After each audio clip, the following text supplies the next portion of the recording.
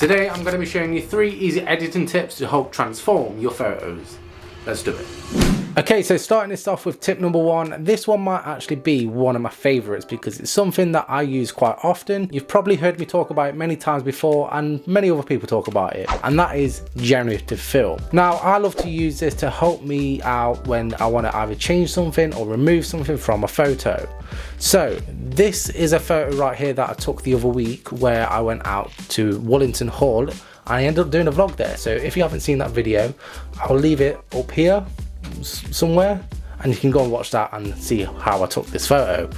But obviously you can see it in the background. Let me just zoom in right here. There is this, I don't know what it is, some sort of building electrical thing maybe, I don't know, but it don't give the photo, well, it don't help the photo at all. So I can remove this with the simple power of going round it with the lasso tool. You don't have to be too accurate because generative fill allows a bit of wiggle room. So if you go around there, and for those that don't know, when you have lassoed something but you want to carry on lassoing a different spot, hold shift and carry on. And just like that, we're nearly there with this part, and we've just got this little part here to finish off with. And as you can see there, the generative fill icon has opened up already, and all I'm going to type in is remove. Let's see what happens. And just like that, there we have it. Like, that has actually done a pretty good job. And that white background is removed and it's done exactly what I wanted it to do, to be fair, and all of them options are quite fine to use. I'm probably going to use that one, so all I need to do now is throw it back into Lightroom, throw a preset on there, and we have a photo.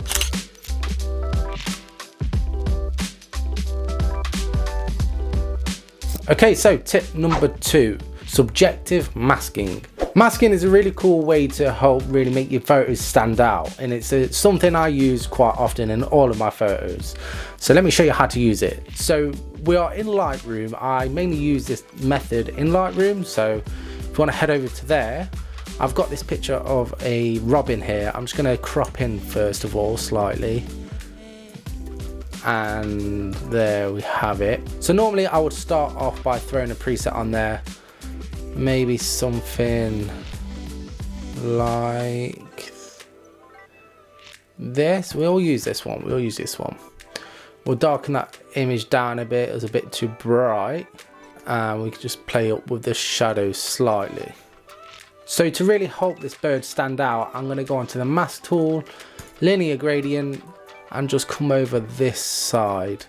Now you want to be careful where you're putting these masks, because if you are adding like a light source or shadows, then you want to make sure it matches up to the subject that you're taking photos of and where the original light source and shadows are.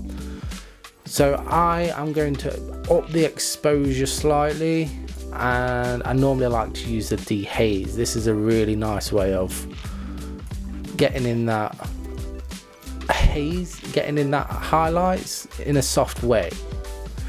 Now, if it does go over your subject and you don't want it to, then you can use this subtract tool, select subject, and there we have it. It is now not on your subject.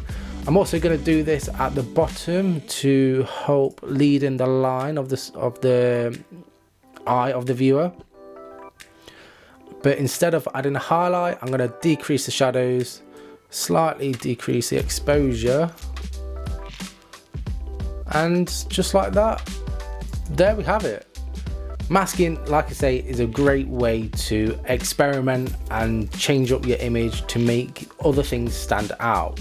If you really wanted to, you can also create another mask, select subjects. Normally it's really good at selecting subjects. There you go, straight on it. And maybe if you wanted to increase the shadows slightly if they were a bit too dark, or up the highlights slightly, and maybe I'm going to darken them whites a bit. there we have it.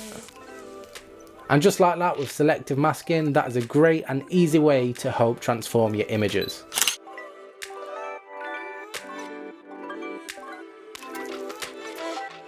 Okay, so moving on to tip number 3, and that is overlays. If you don't know what an overlay is, it's basically like an image that you put over your image to help transform your image. Let me show you. So this is a photo of my fiance when we was on holiday, and I really like it, but I feel like there's something missing. A lot of people nowadays are enjoying the film effect photos, and you can easily replicate that with an overlay. So all I'm gonna do here, I found one earlier, is it's very small, but that doesn't really matter. Fair enough, if you've got a bigger one, then that would work just as good. But you want to stretch it over your image, this film light burn effect. You can find all these like on Google or on a stock website, and as you can see, it's quite pixelated, but once it's clicked there, it should be fine. Now obviously the photo is completely covered, so what you want to do is head over here, make sure you're on the overlay layer, go on to here and play around with the lighting settings. So I think maybe an overlay, no, soft light, new, I think screen might do, and there we have it. Now you can move and adjust it to how you like it. It's quite a personal preference. And if it is too harsh for your photos, then you can go over to the opacity and drop it down a tad. Now if the overlay is going over your subject or in a place where you don't want it to be, then there is a really easier way of removing it, and that is with a mask. So make sure you selected onto your overlay, mask, go onto the brush tool, make sure you're in the right setting, and just go over where you don't want the mask to be. Now I'm going to change up the opacity slightly so it's not too harsh. Change the brush onto more of a softer brush and go over a bit more. Just turn that up a little bit. And there we have it. Just like that. That photo is basically transformed into some sort of film photo. Now obviously this ain't finished yet, so I'm going to go over to Lightroom, throw a preset on there, and we'll have our final image.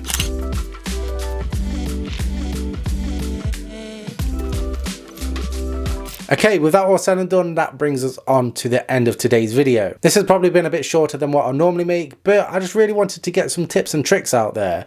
I've learned a lot of things over YouTube, so I want to repay the favour and hopefully help others. If you do decide to use some of these tips and tricks and post the photos over onto social media, then make sure to tag me because I would love to check them out. Maybe we should sort some sort of hashtag over on Instagram so I can see your guys' work and start maybe a small community. Put in the comments what you think that hashtag should be named.